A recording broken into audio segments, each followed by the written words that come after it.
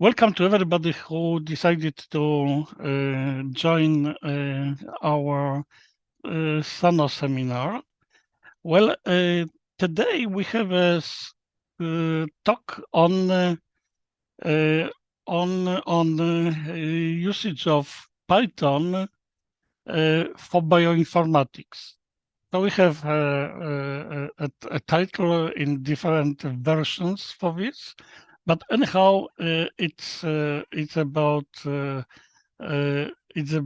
kind of a tool which help in the research in bioinformatics. And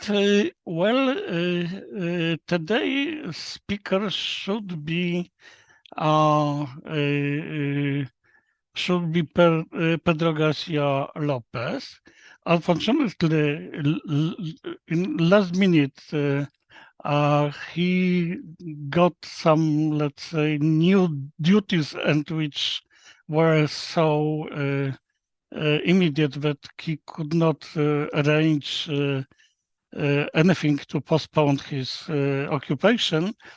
And fortunately, his PhD student, Enrique Molina, is with us, and will try to present what Pedro prepared. So instead of Pedro, we have Enrique, and because I have learned about this change in last moment, so I will kindly ask Enrique to present yourself, because I simply met him just before the talk. And as usual, if you have urgent question, please ask them on chat or on question and answers, and I will try to transfer these questions to Enrique. And as usual, after the talk, we'll have a discussion, question and answer time. So, Enrique, screen is yours. Thank you very much for this very great presentation. So I'm Enrique Molina, and as Marian said, I'm a PhD student in URB. I am under the supervision of Pedro Garcia Lopez, which is my full professor here in the university. And because I don't want to explain a lot of things about me, I'm just a student trying to do my best doing my thesis. My thesis is mostly focused on cost optimization and performance utilization in cloud computing field. But apart of that, my main purpose here is to explain, as Marian said, how our tools developed in URB can help to bioinformaticians to develop quick and great applications in Python. We think in a very seamless way. We think that we have the potential in our group to enable to Python scientists to develop science applications in a quick, simple, and great way for solve real problems. So for that, I will share my screen and I will start a set of explanations about our different tools. As you said, I will stay during 20 minutes or half hour explaining the different tools. After that, we will move to Pyrun. I will talk more about that. But this is our platform, our cloud platform that enable us to test today different tiny pieces of our libraries in a very simple and understandable way. And finally, we will go to questions and start this amazing discussion between us. And of course, I will try to do my best explaining to you, solving questions, and so on.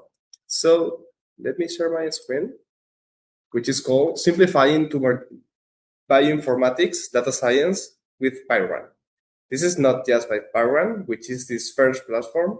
We also have another two Python library, which are totally dedicated to that, to simplify manage the operation with computed platform, with data partitioning, with different problems that bioinformaticians can deal with day after day, and how these different tools can help us to create applications in a very simple way.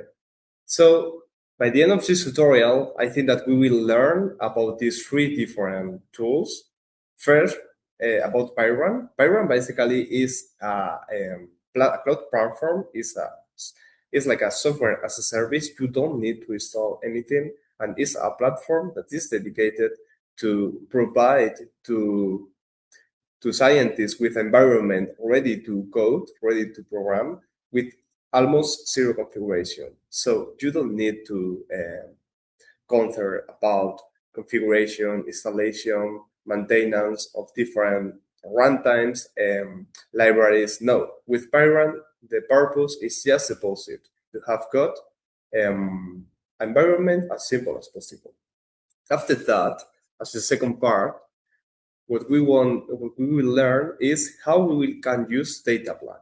DataPlug, at a glance, is basically a library that will allow us to partition different data formats, different data files in a very simple way. This is because when we need to deal with files in the science field, what happens usually is the size, the volume of these files can be very, very big. So for this partition, that data is mandatory. So with DataPlug, we will explain how simple will it be to deal with these different data formats. And finally, lithops. I think that lithops is like the more useful.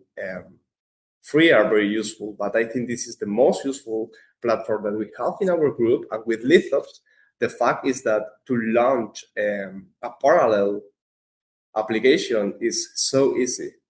You don't need to configure a lot of things. You don't need to create a cluster. You don't need to maintain different complex systems. Lithops is a Python library that you can use in a very simple way. You can code your applications like in local, and with almost zero effort, you can move to the cloud, to HPC, to on-premise environments. We will see it later, but lithops is a very simple way to launch our massive parallel applications. So after this very, very short starting with the different tools, let's move to the first. I think that okay, no, sorry. First of all, let's talk a little bit about that. I talked a little bit about me previously in the presentation, but me is not the important part. I want to talk a little bit more about how we are as a group. So we are the Cloud and Distributed System Laboratory in Universitat Rovira Virgili. This is located in Tarragona, very close to Barcelona, in Spain. And basically, our purpose right now here is to research about large-scale computing. We are also very, very close to the edge, researching in WebAssembly, other virtualization techniques. And we were in a very, very great moment because we had got 4 large-scale European projects. The thing is that several of them just finished this December, but we were in a very, very great moment with more than 25 members in our research group. And our focus mostly, but not the unique thing, is in research, of course. So our purpose here as a group is to go to the best venues as possible. And it's not very strange to see us in middleware, CC Grid, HDCS. We stayed in the previous year in one Eugenics ATC. So we are trying to do our best and give to the community profitable research solutions. But I think that this is not our unique purpose, because we are not only focusing the research, but also we are trying to put solutions in the production grade level. And this is the case of lithops, which is in production, which is ready to use, which is being used right now, for example, for AMBL, which is a representative corporation in Europe for metabolomics. So we are not just researching and creating tiny prototypes. We are moving and trying to put these solutions at the service of the final users. And also we are very, very well positioned in the field because we are not only collaborating with academia, we are also collaborating with huge companies like IBM, Dell. So I think that we are in a very good shape in our research group. As Marian said, Pedro, which is the leader, is the IP of the group. Me, I'm just another PhD student, and also more than 25 members. So this is our group. And let's start with the technical part right now. And I want to start with a question. My question is, okay, how much time did you dedicate to configure the cloud, the compute, or the storage resources, to install different dependencies, to configure the different parameters, credentials, to start to be able to code our solution? I think that this is not an exigible part. I used to, when I code in my computer, configure different things, no? And this is the motivation, and this is the reason why we started to create Pyrun. Pyrun is accessible. The URL is very simple. I will show you it in the next slide. And with Pyrun, what we want is to democratize the scalable cloud computing without the necessity to configure nothing. So you don't need to focus in the cloud complexities. You just need to go to the code your application, and after that, execute it in the cloud with no configuration. Not just in the cloud, because Pyrun was also modified to operate in on-premise setups. So this is not just for cloud. We can also operate in on-prem environments. But mostly, and I will show you today in the demonstration, how we will operate with Pyrun in AWS, which is probably the most used cloud provider in our institution here in our group. So I will show you here the list of steps. This is very simple. For example, you want to have a environment ready for execute your code. So usually, if you are in your PC, what you need to do is, okay, you need to download first your Python interpreter.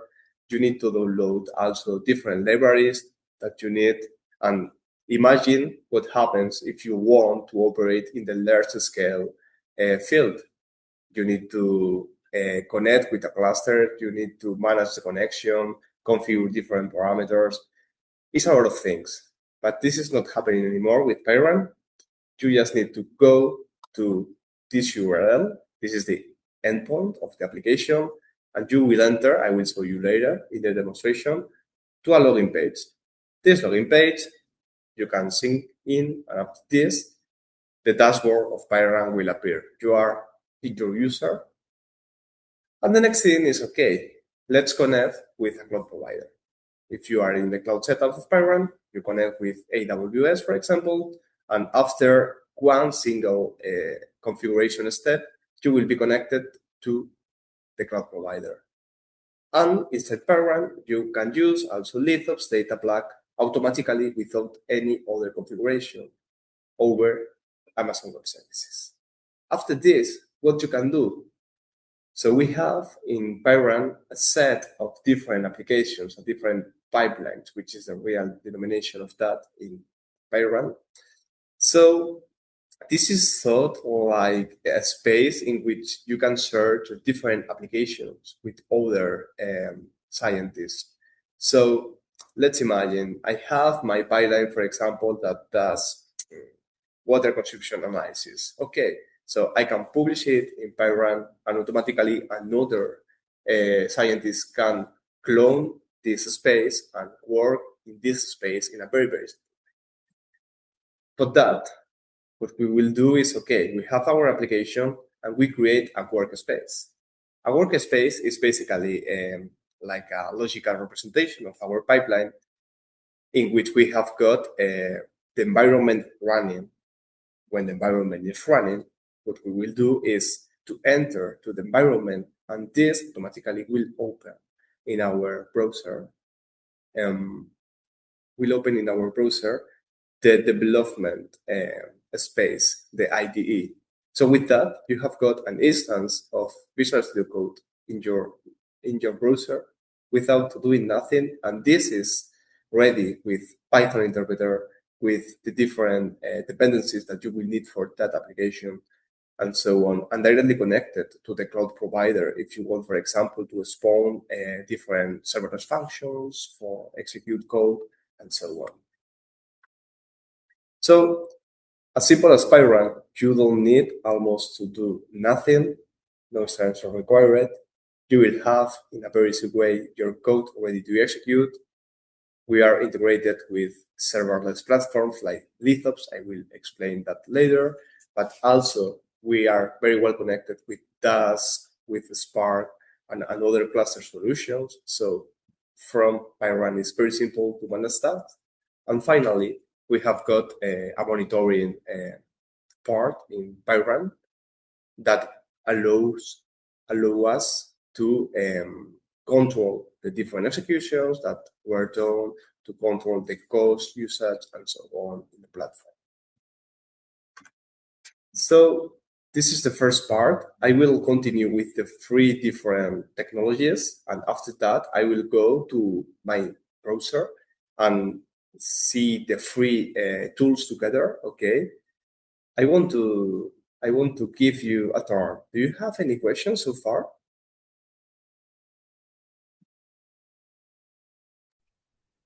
Not yet. Okay, not yet. Okay, that's perfect. So I will continue with the second tool that you can profit for scientists in Python, which is DataPlug. DataPlug is basically motivated about that.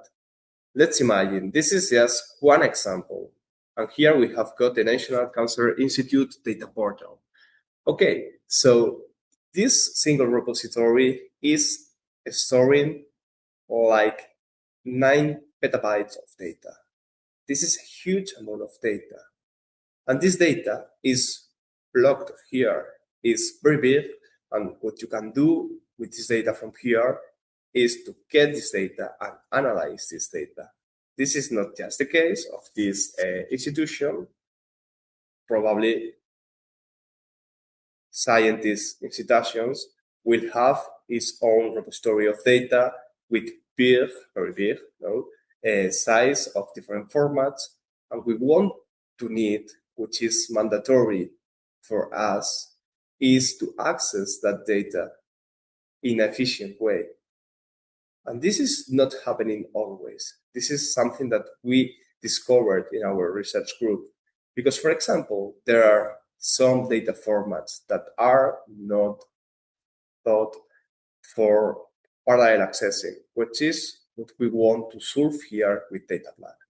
For that, a modern approach is, okay, we have got a cloud-optimized format, which is a data format, which is totally prepared to be efficiently parallel access with no overheads.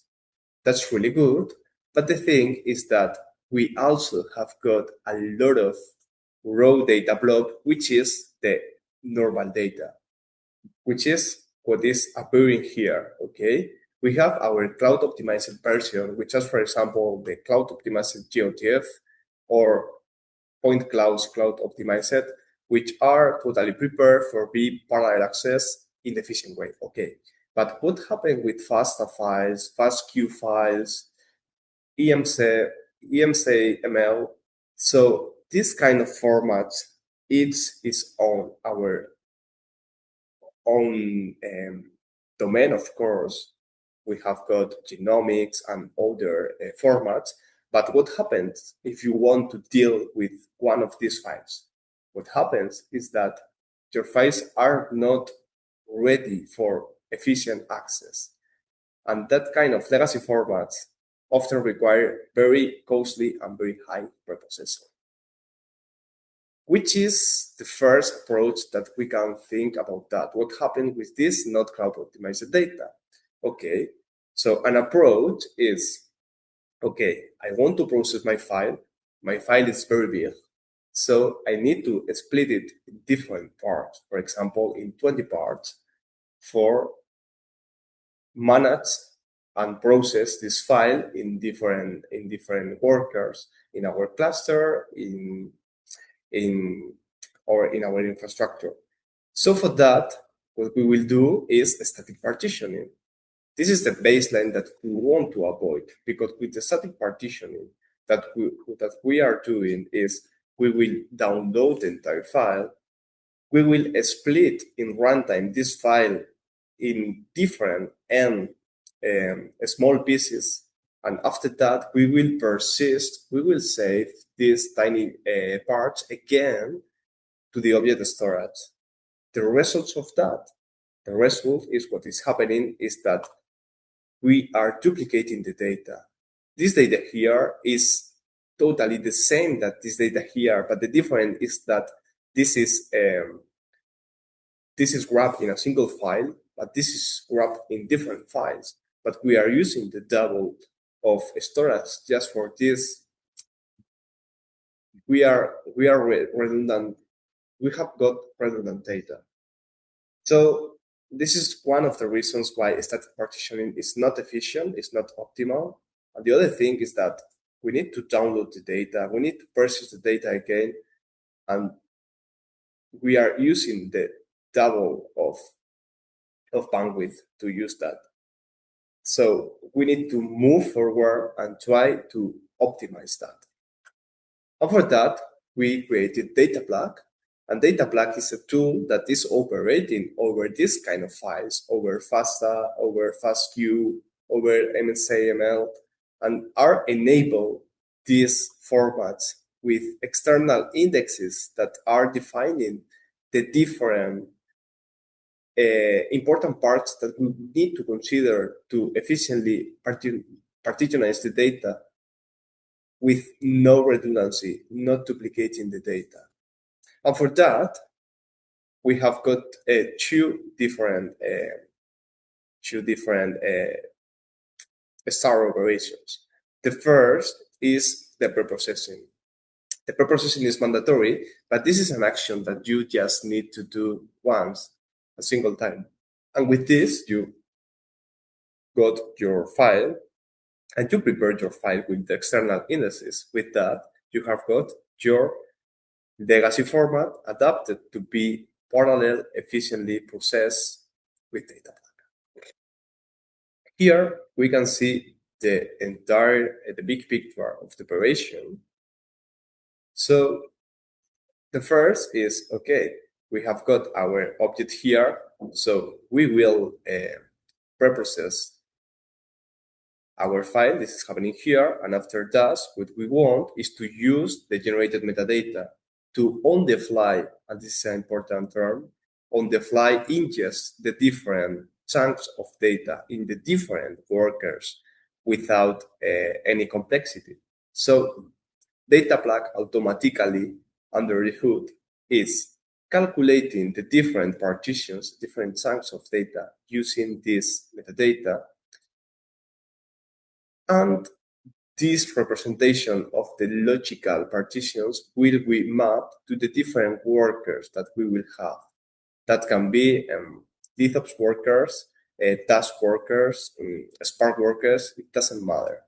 You just have got different parallel workers and you want to pass the representation of the data.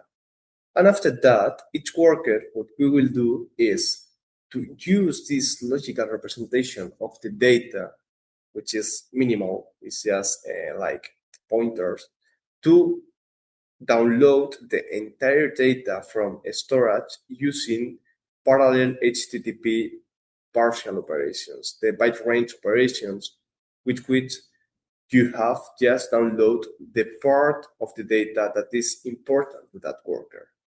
And with this, we are optimizing the process to partitionize the data and map the different data to the different workers. We are supporting different formats so far. We are supporting formats in the field of point of clouds of data, LiDAR. We are also supporting GeoTIFF. We are also supporting biological sequence data format, the same, but in the compressed version, which is the FastQ GZIP, mass spectrometry imaging data format, LiDAR plain simple files, variant calling format, and also we are enabled, but this is simple but also useful, data plug to comma separated value files. This is what we have so far, but this is totally extendable in the meaning that another user can go to the library is open source, and can increase the different implementations of different files and say, okay, this file is very you can partitionize that file with data plug efficiently. So you go to the repository, you create a PR, you push your code, and after that, all the different users of data plug will enjoy this new format integrated with the platform. We also have another thing which is quite interesting, which is the data cockpit. The data cockpit, in my opinion, is like a graphical user interface for data plug. And basically, it's a widget that we can use from our Jupyter notebooks. And with this, it's simple because we don't need to write the code to ingest the different files in a parallel way. You can go here, use the data cockpit, and from there, select your bucket, select your target object in a stream. And after that, download the different parts of the data and map these different chunks of data to the different workers. Interesting parts in data cockpit are, for example, like the native integration with Metaspace. Metaspace is a metabolomics platform here in Europe. So this integration is showing in a very graphical way different metabolites to the users. It's simple to select your file, and after that, continue with your stuff, with your computation.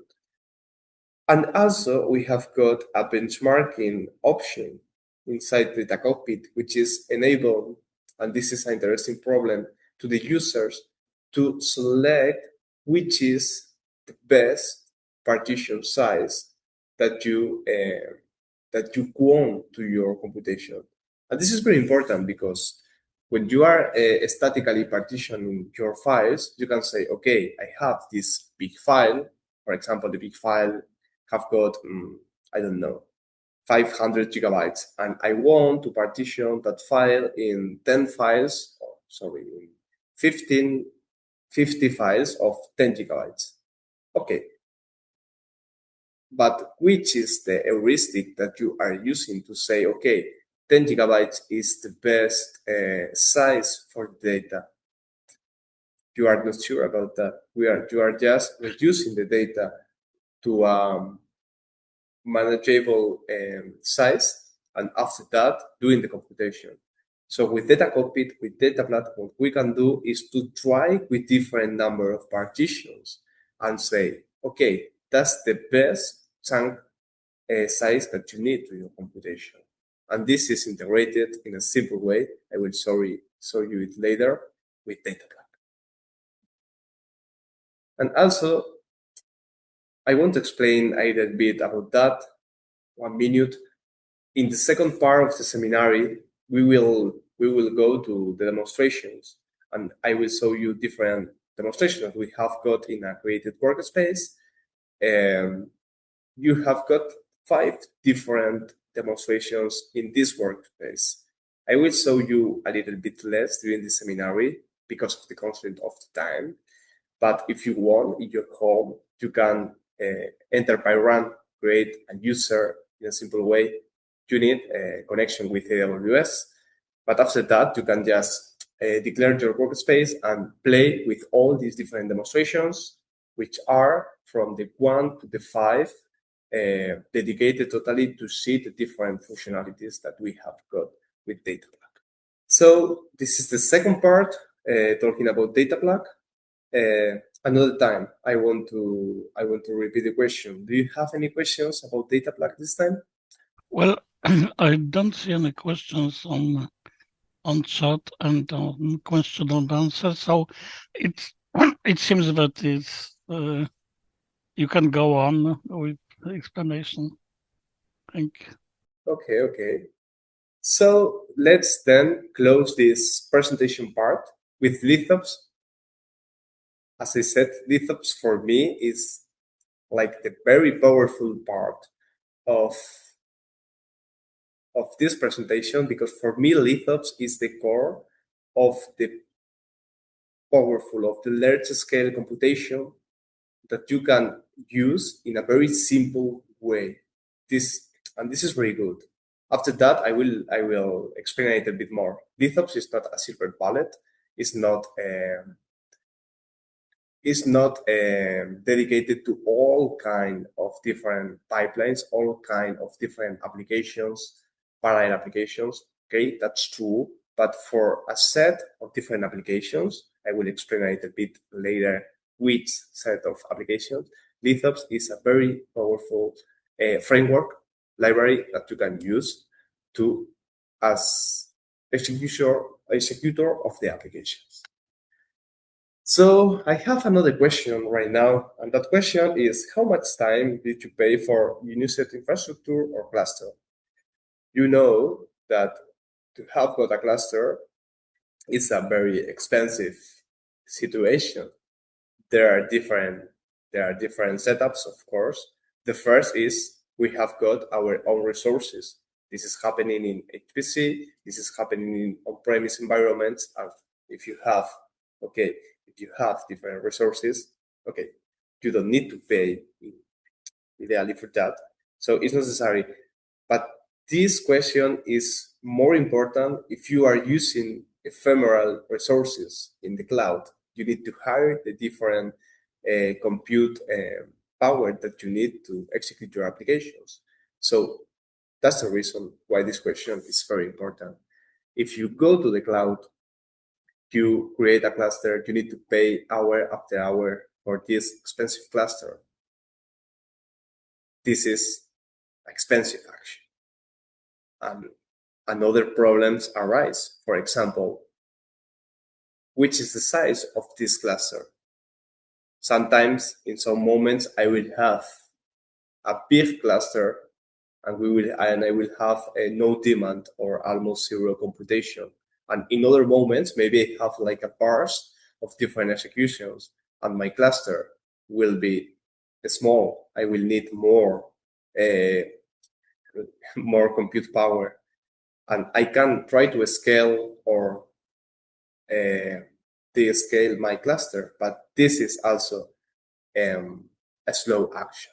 So solving all that problems is Lithops. Lithops basically is a Python multi-cloud serverless computing framework. This is not very serverless right now, not in the sense that it's not operating on serverless. Absolutely is operating mostly in serverless environments, leveraging functions as a service. But the thing is that Lithops is bigger right now, and Lithops is like a paradigm, a map-reduced paradigm that you can use for execute in the same way code in the cloud, in the HPC, in on-premise environments, wherever you want.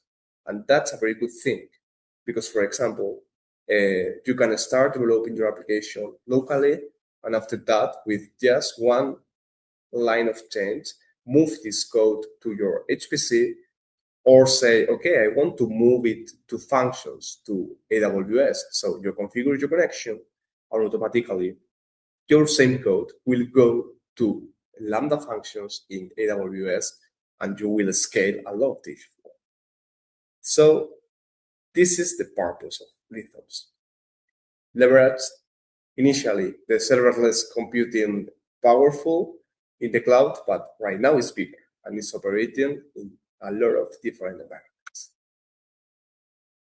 Initially, the motivation of Lithops was serverless, and the thing is because serverless functions scale very, very, very good. For example, here you can see you can have got like 1,000 parallel Lambda workers in less than 5 seconds, and that's massive because just imagine you don't have any resource and you want to perform a very big computation in parallel. Okay, you move to Lambda and you execute a very big amount of workers instantaneously. That's a very good thing. And also is that we have got very high throughput between S3 and Lambda workers in AWS at least. For example, here we can say, okay, with the same amount of workers, with 1,000, we can have got like 100 of gigabytes per second of aggregated bandwidth. And that's also a very good metric for the cloud. So you have got a very, very quick provisioning. You have got very good bandwidth. You have got a lot of gigaflops because you have got a very big amount of workers running. So you can leverage these high performance metrics that you have got in serverless. But here is the thing, which is the usage that we can do of Lithops. Okay, I repeat myself, it's not a silver bullet. It's not done for all kind of application. This is an important message that we need to confirm. But I think that Lithops works pretty good with some kind of big data analytics and embarrassing parallel jobs. That's the thing. If you have got different tasks, jobs, applications that can run in parallel, mostly because there is few communication between workers, you can use Lithops and its mass reduced model for do your computations in a very efficient way. For example, another usage of different applications can be some kind of ETL processing operations. For example, if you want to filter data, this is a very good option because you can download your data in parallel, data plug. You can filter your data independently with Lithops, and finally serve that data again to the final destination. Then, okay, talking about the architecture, the paradigm of Lithops. Lithops provide transparent access to the storage and to the compute different backends. And that means you have got a single API. And with that, you are going to the storage, which can be S3 or other collection of different implementations, like, for example, Minayo, which is another S3 engine, or to the compute backend, which can be Lambda functions, but also can be Azure functions, Google functions, Alibaba functions, or you can use another kind of backends. For example, you can use localhost for development. You can operate virtual machines in a serverless way. You can also execute Lithops in HPC with the help of Singularity. So transparent access in general from Lithops to the storage and the compute, different implementations. Here we have got the architecture, high-level API, and with that we are hiding 4 different important parts. An executor, which is dedicated to orchestrate the different functions, a invoker, which is basically going to the compute backend to invoke the different functions. And finally, the storage backend, the compute backend with different runtimes and different workers that can stay, as I said, in IBM, AWS, Google, Azure, in different providers or in different environments. we have got two different, very simple APIs. In fact, we have got four, but here we have got the two most used APIs. The first is for compute, and with this API, what you can do basically is to launch your computations. For that, we have got three different operations. The call assign, which basically launch one function. This is thought, for example, for development, because the powerful of lithops is here in the map and in the map reduce. In the map, you can execute n parallel workers, for example, 1,000 parallel workers operating over different chunks of data, or the map reduce, which is similar, but after that, the data generated as an output of the map operation will be collected and reduced in the reducer.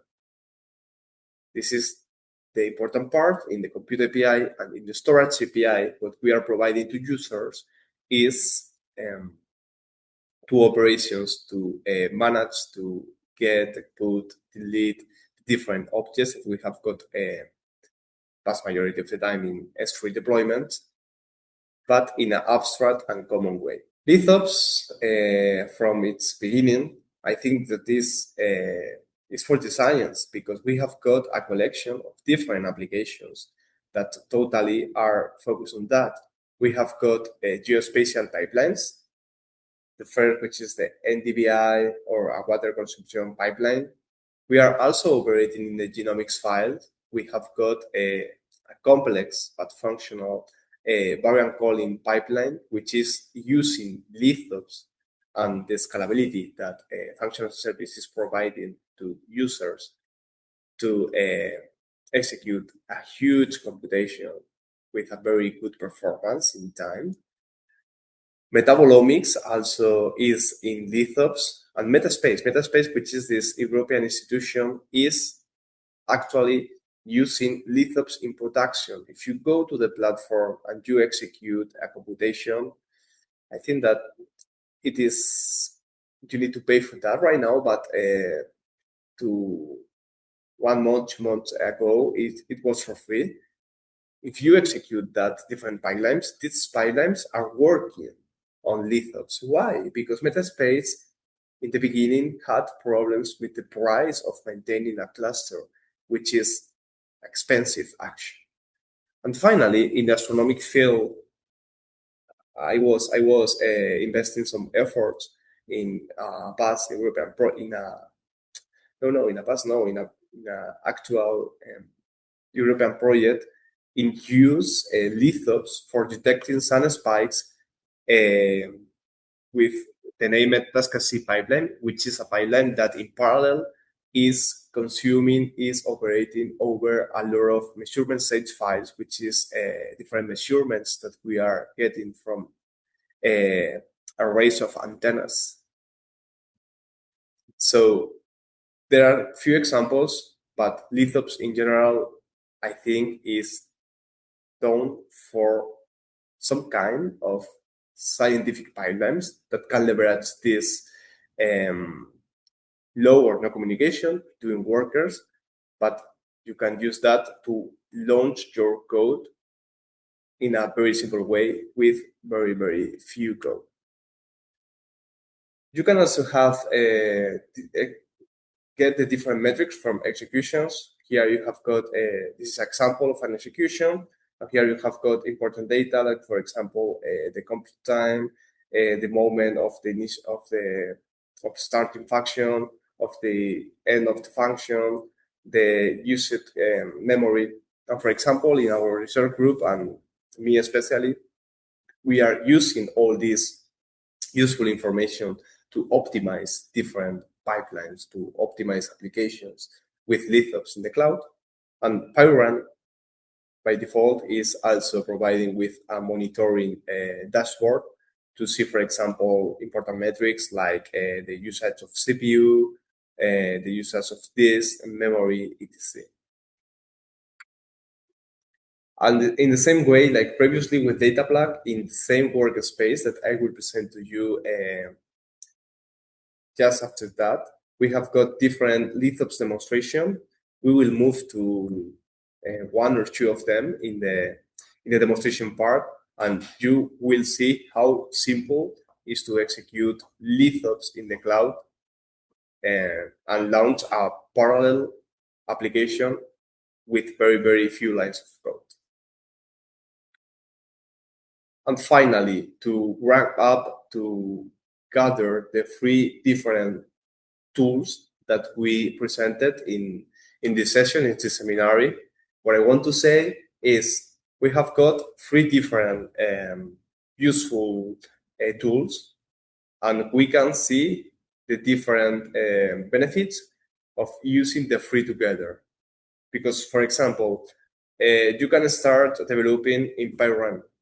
You create your application, the dependencies are ready, or you get your application from your mate with the ready environment. After that, you can leverage data plug to access to legacy data in a very efficient way. You don't need to manually program your own partition strategy. No, you go here and you say, yes, I want to partitionize that data, and automatically this process is done.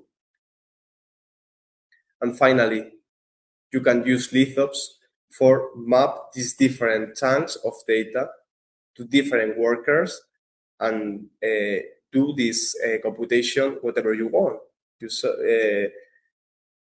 that you can use the cloud, you can use HPC, you can use on-premise environments. So I think that there are 3 tools that are integrated between them, and you can leverage the 3 together to see the benefits of these guardrails that bioinformaticians can use for coding Python in a simpler way. Finally, as I said, but I want to repeat, lithops initially was designed for cloud, but right now we are moving to HPC and we are moving to on-premise environment.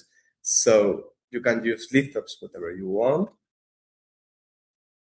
Here you can see, for example, this is a very, very simple comparison of one application executed in a cluster technology using Dask, or use it executing lithops and data plug in Pyrun. And here we can see which is the benefit. Our platform can win in speed and in cost. And the main reason of that is that Pyrun with lithops going to cloud have a very good quick provisioning, and you don't waste any resource. You just provision your functions and pay for the used time, which is short because the provisioning time of the lambdas are very, very small. So with that, there are some cases, as I said, that lithops and data plug with Pyrun are very good. So as a final reminder, use data plug for efficient data partitioning, use lithops for high-scale provisioning, for map reduce your works, your jobs in a very simple way.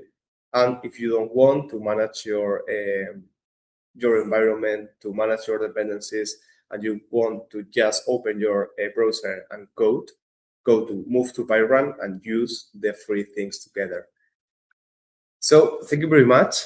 Thank you for your attendance. And I guess that right now is the moment in which you have some questions. So I will pass your turn. Okay, many thanks for this explanation of this set of tools, which seems to be very useful. We have already with us Olaf, who is going to ask the questions. So Olaf, floor is yours. Okay. Oh, I hope you can hear me. Yes. Thank you for the talk. Well, a couple of more technical questions. So when you do the data plug automatic partitioning, do you support, I saw that you have explicitly stated there's fast QGZ, so this is a compressed format.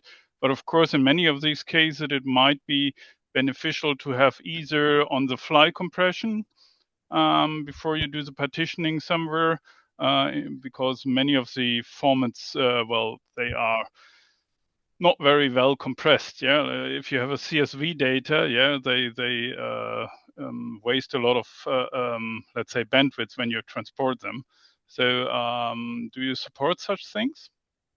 Oh yes, so far we are supporting the compressed version of FastQ. Yes. Yes. Yes. Yes. Yes. No, So, I was asking about if you have CSV data, yeah, and normally they would go uncompressed then over the net, which doesn't make much sense, yeah. So it's much cheaper typically because you have a compression factor of factor 10 sometimes and even more, that you would compress them before you transport them and partition them. okay. So we don't have this integration so far, but it's a thing that we can see. In this is like in general for support to be integrated in DataBlock. What we want to need is to comply this contract. You know, you have got an object, and you need to be able to, in a single operation, in a single download of the file, to generate the necessary data. To after that get the different chunks of data with just this metadata that we created previously. So if in this kind of format it's possible to comply that, of course, we can integrate this new format in DataBlock and allow that to work here, to work with the library. Yes. Okay. Second question is, well, whenever we do parallelized runs, whether it's with Dask or with anything, the problem is if you have a lot of those, let's say, data parts, and one of them goes wrong, or something in the overall operation breaks, you typically do not want to rerun the entire run. You want to have some kind of let's say set up from the point where it failed or something like that, and the bookkeeping sometimes is the real problem, which costs let's say developers time then. So do you have any things that eases that kind of failure situations? Oh yes, the thing is that the model of lithops is we have got as usually in scientific applications we have got like different stages, and each stage is composed by different parallel functions. So this is a stateless process. So if a computation was wrong in one worker, in for example the 10th stage, in the next try you don't need to go to the initial part of the pipeline. You can resume the execution from the wrong part. Okay, that's good. Yes. And yeah, finally, you already mentioned that this is only applicable to trivially parallel or embarrassingly parallel problems. So, of course, many of the problems we have are less embarrassing, meaning that they have some global data structures, let's say a genome graph when you're doing de novo assembly of genomes, or that's probably for all graph structures that you can't fit into a single node, knowledge graphs. Do you have any ideas what we can do? Not in the case, but because the thing is just the philosophy, no? Lithops is like very tightly coupled to the MapReduce model, no? To operate over independent files or independent chunks of data and process that in parallel. This is like the vision of lithops. So if we want to move to a stateful operations, to a stateful workloads with a lot of communication and so on, I think that the way is continue with cluster technologies, and that are good with this stateful. Yeah, I know Ray can do it well. Actually, Ray originates from Yes. genome assembly. Yes. Yes. So. Ray, Dask, Spark. Yeah, that's the thing. Yeah, we know, because we demonstrated, that lithops is very sweet for these embarrassing problem jobs. But if you want to treat these other stateful workloads, I think that best option maybe is to maintain the cluster. Yeah. Okay, thank you. Many thanks, Olaf, for question for discussion. Well, before we'll get another questions from audience, I would like to ask you about how about your approach to applications computing which are in form of workflows.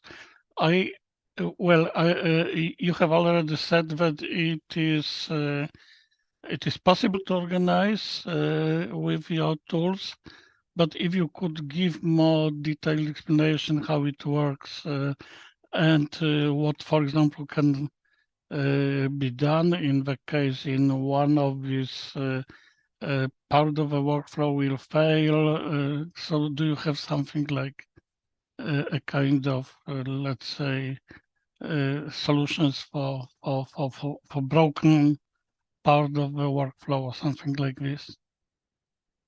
Can you repeat, but just like in few words, the question, please? I'm interested in more detailed description of how you proceed with workflow applications, with workflows. With workflows. Okay. So let me go here, because we are working on that. Okay. Here we have got our compute API. Our compute API is so simple, and one of the reasons is that we want to provide to simple operations to the different users, coders. So if you want to implement a workflow, one option is to concatenate the different map reduce, call assign operations, and with that, and your different stages of computation, create and declare your workflow. But right now we are working in another library, which is wrapping lithops, that basically wants to provide with Apache Airflow syntax for declare workflows, with the different minor, greater than. So we want to improve that in lithops and create a simpler declarative way to create our workflows in lithops. But it's possible. Lithops is well suited for work with workflows. The thing is, the stages of the workflow maybe or probably must be embarrassing parallel or with few communication to be well suited for lithops. Well, okay, so it is something what you have in mind, yes. And I'm also interested in typical applications which are run with your tool. Do you have examples of implementation? I think that we have got a very interesting repository in GitHub, and this is gathering the different applications that right now we can support more, but this is composed by real applications. No, but this is not. Well, I'm asking this question because I think that the list of applications also can be inspiring for people from Sano to if they will find something which is similar to what they are working on now. Maybe it will be much easier for them to take decision about the usage of your tool. Yes, I want to give to you a link with different applications. Give me a second, please. Because we have got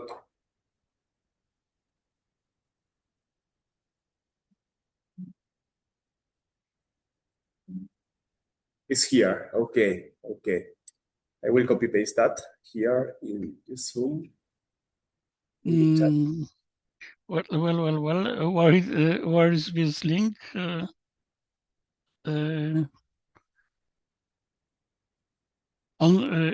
have you put this?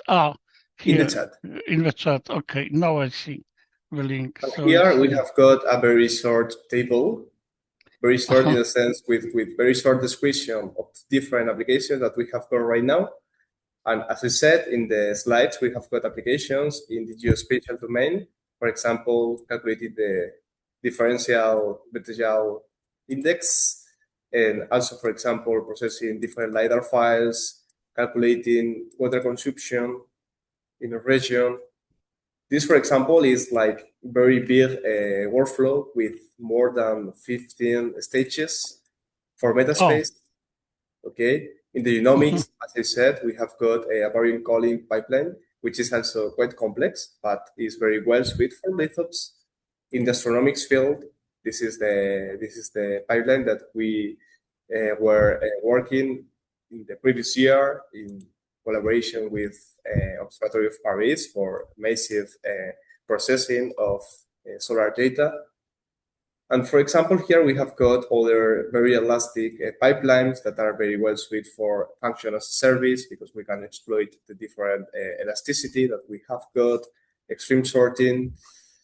And here another a little bit smaller examples. But as a consequence of that, we have got like more than a dozen of different pipelines here that you can see, you can use. And after that, if I have time, I think that I will have like 10 minutes for do the very short demonstration. I will show you in Pyrun.cloud how you can also instantiate this kind of some of these applications and try different applications. Okay, so as I understand, now is time for a kind of demonstration. Yes. I will do it short because I know the estimate duration of the seminar is 1 hour 20 minutes. As I imagine, I was longer than expected. That is common in me. Not a problem. So I will do this demonstration shorter in 10 minutes. Okay. Okay, I don't see the questions at the moment, so you can go to this demo. That's perfect. Okay. So what I want to do is, first of all, enter into the environment via Pyrun. And here we have got the landing page and more explanation that I did talking about Pyrun and the different possibilities that we have got. But what I will do quick is go to the singing and put my user and my password, okay, just for entering the platform. After that, I'm in, and here I have got my dashboard. The dashboard basically have got like informative data, like for example, number of executions that I did. This is a next feature that we will implement. No metrics, just simple metrics. But here, if we move to pipelines, here we have got like a collaborative space in which we can see different applications that we can use. For example, as I said, here we have got the applications that we have got in the GitHub repository. For example, Metaspace pipeline, NDVI pipeline. We also have got the astronomics, but I will move here. For example, here we have got distributed FASTA compositional analysis. This is working with Ray, not with lithops, but this also using data plug and data cockpit. In general, what we have got here is different pieces, different applications that are using these free tools that I presented in the slides for solve real scientific problems. We also have got another demonstrative work pipelines, like for example, this tutorial. This is a set of demos that I presented in the SciPay conference, which we went to United States to present that tools to SciPy, which is an important conference in scientific Python. So that's the thing. What you can do with that is, okay, go here and create the workspace. Creating the workspace basically is to put into runtime this application and get the environment that we need to start to code on top of that. I did it previously, and here I have got, for example, my Sano Seminars workspace that I can start. I will need to wait a little bit, waiting for the environment to be ready. But meanwhile, we can see here. Here we have got our lithops configuration. That means that Pyrun is automatically configured with lithops. Of course, you can use lithops in your own PC. Lithops is a Python library, so you can install that, but you need to do some configurations. A few, but some configurations. Here in Pyrun, you don't need to do nothing. You have got a pre-configured lithops going to Lambda that you can use. Okay, so let's open this workspace. We'll try it again. Okay, I'm inside. And as I said, after opening your workspace, you have got your environment ready to use here in the browser. In that case, in AWS. But remember, this can be used also in HPC and in on-premise scenarios, because we have got Pyrun also integrated with OpenNebula, which is another infrastructure provider for on-premise setups. So I will try to put it here for demonstration. Okay, I think that size is okay. And here I will open my demo. Here, as I said, I have different demonstrations. I will be very quick doing 2 of data plug and 1 demonstration of lithops to see the powerful of that. So here, for example, we have got the COG format, which is a legacy format. A cloud optimized format, but this is what happens when you want to partitionize, to chunk a file in different small pieces, but you don't have data plug. So what happened then is, okay, you need to select your file, but you need to declare logic that you want to partition your file. In that case, it's not very complex. This is not a lot of lines of code, but what happens if your partition logic is very complex, you need to implement a lot of lines of code. You are not reusing nothing. You are like focusing just in the partition and not in continue coding the features of your application. So here, this will work. We are downloading the different windows from the initial COG file. But the thing is that we defined this complexity. And with data plug, the thing is different because we don't need to be concerned about that. We will do the initial configurations, yes. We will go here and we will use the API of data plug to, on the fly, dynamically download our different data chunks. How? So 3 important operations in data plug are the cloud object from S3. This is the method that we will use to logically pointer to an object in object storage and say, okay, this object is of this kind of type, which is cloud optimized DOTIF. That means that you will use the logic of this file for the partitioning, okay? So with that, we are saying, you are this file, you are here, and after that, you just need to use the very simple data plug API, the preprocess operation to preprocess single the first time the file. After this, the partition, which basically is using one strategy that we are just importing to say, I want my file partitioning using this strategy. For example, a strategy can be grid in this case, or can be I want to specify the number of workers, or I want to specify the size of the chunk. So inside a type, we can have got different strategies. And after that, and this ideally will be must be done in the remote worker, what we will do is to call to the get operation and download the real data via HTTP range request.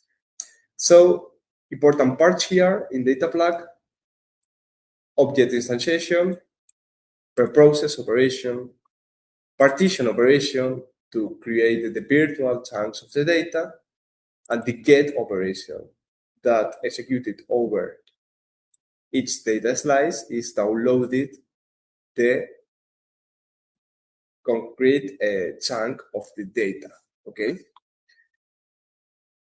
So with this, I'm presenting data plug. Do you have some questions in this point? There are no questions at that moment.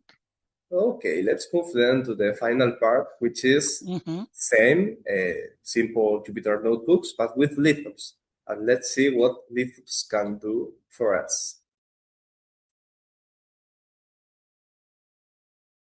So here we have got a very, very simple example. If you want, what you can do, because I think that this is out of the time of tutorial to see real applications, but of course, all of you are invited to enter here. Yeah, it's a strong dependency. You need to point to a cloud provider. This is a single step configuration, but if you can do it, go here and play with the different examples and see the different potentials that we have got with Pyrun, etc. Okay, but I will show right now a very simple example with the academic, the demonstration problem of the workout. So the scenario is that let's imagine that we have got a very, very, very big file, plenty of words in object storage. And what we want is to get this file, and partition the file in different chunks and count the different number of repetitions for each word in the entire file. So this is a common problem that we can solve in lithops, because this is an embarrassing parallel actions. We can divide the file in different chunks. Another possibility is to use a prefix from object storage and get all the data that we have got behind this prefix and count the number of words, repetition of words in this file for files. So for that, we create our map function. The map function is very simple. This is complying the signature, the contract for lithops function, and is like, for each line in the lines that I will reserve as a worker, I will count its word. It's so simple. So with that, we have our function, our parallel function declared. And also, we will declare our reduce functions, because at the end of the map operation, we will have got the partial result, and we want to collect all that results and reduce to the final result. So with that, we define the reduce function. And with these declarations done, the important part is here. The thing is that this is so simple, and this is the magic, and this is our purpose with lithops. What we want to do is just to create a function executor, which is the entity to give us the executor, the object that we will use to orchestrate the computation. And after that, we call to a map reduce function. The map reduce action just have the map code, the reduce code, and the bucket that we will point there. That is meaning that behind this bucket, we have got different files, and we will use all these different files to map each file to each map worker created. So with that, all these actions create mappers, not partition, but scatter the data. In that case, store the mapper results again in S3, activate the reducer, collect all the reducer results, or this complexity is happening under the hood, automatically done and orchestrated by LitOps. And finally, after that, this is a asynchronous operation. What we will do is to get the result. So let's see. Okay, here we have got this in debug mode. So we have got a lot of informative logs. And here we can see what is happening. We are connecting to Lambda, we are connecting to S3, and we are downloading all these objects in this bucket, mapping these objects to different workers, and doing all the magic under the hood. Finally, as a result, we have got here our reduction, which is the number of repetitions of words that we have got in our directory in S3. And a part of this is a very simple example that we have got other here like P estimation, Mandelbrot multiprocessing, serverless benchmark that are calling to 1,000 functions to demonstrate the high performance that we can achieve with Lambda and S3 in AWS. So that's all. In my case, I don't want to explain more because we are finishing the time. So thank you very much. And I hope you use in the stack in the future. Many thanks. It seems that we have still a question from Janek Fischer. Janku, go on, please. Thank you for your presentation. So I really like the functionality of Pyrun that you basically focus on the code and don't have to play too much with the configuration. Well, but what actually if you want to control something during the cloud allocation? Does it allow you to? Oh, yes. Of course, if you want to control all, to have the full control, and you want to use LitOps, because I imagine that you are referring to LitOps, what you want to do is to operate locally, of course. Yeah, I actually meant using Pyrun and just tweaking one thing, like so having configured everything automatically except one particular parameter of my cloud allocation or something. Is it all or nothing, or you can actually play with only a part of it? For example, here, yeah, that's an interesting question. Yes, because I had the same question time ago in the initial moments of Pyrun. And here, the reality is, for example, for the configuration of the runtime for the workers, you have got two options.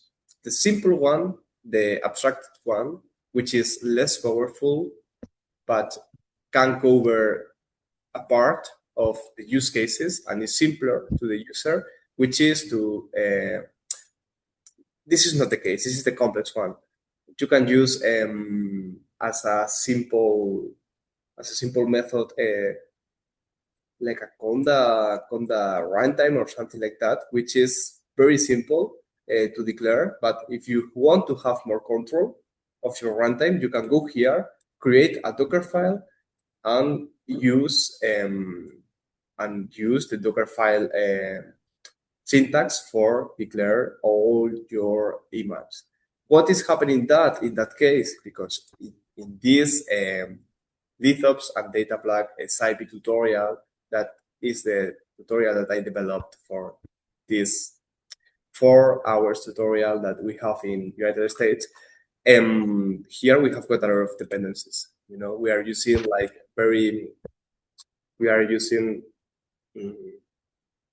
forks or of some repositories. We are using custom tools. So for that, we are using a Docker file, which is providing us more customization. But if we want, we can use the simpler version.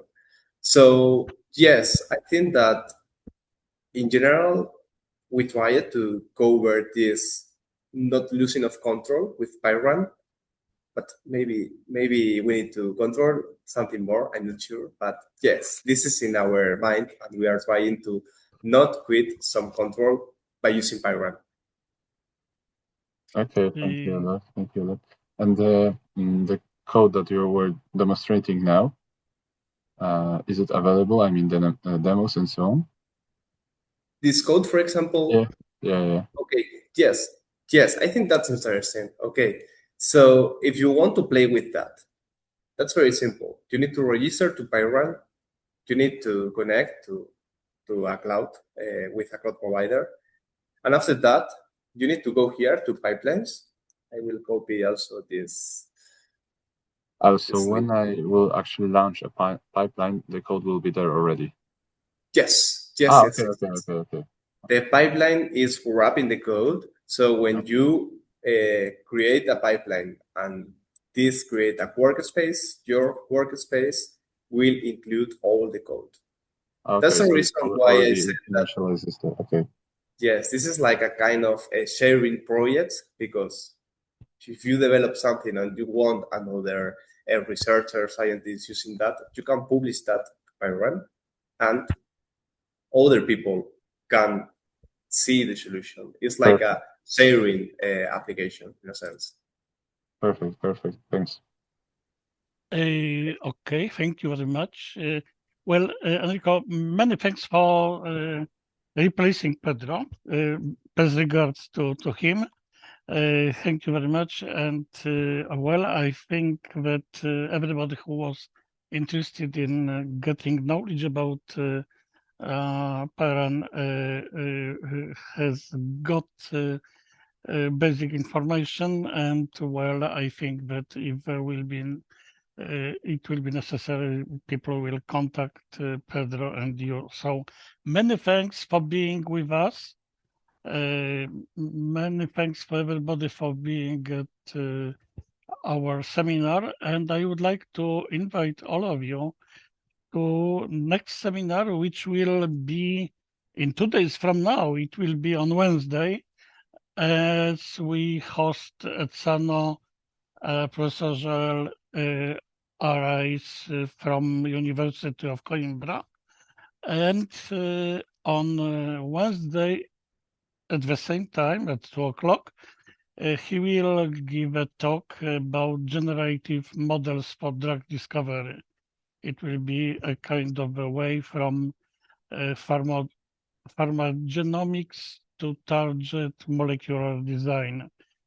So, and of course, the next meeting will be on Monday. There will be a talk by Luca Garadini. So it seems that we have a very intensive, from the point of view of participation, Sano Seminar February.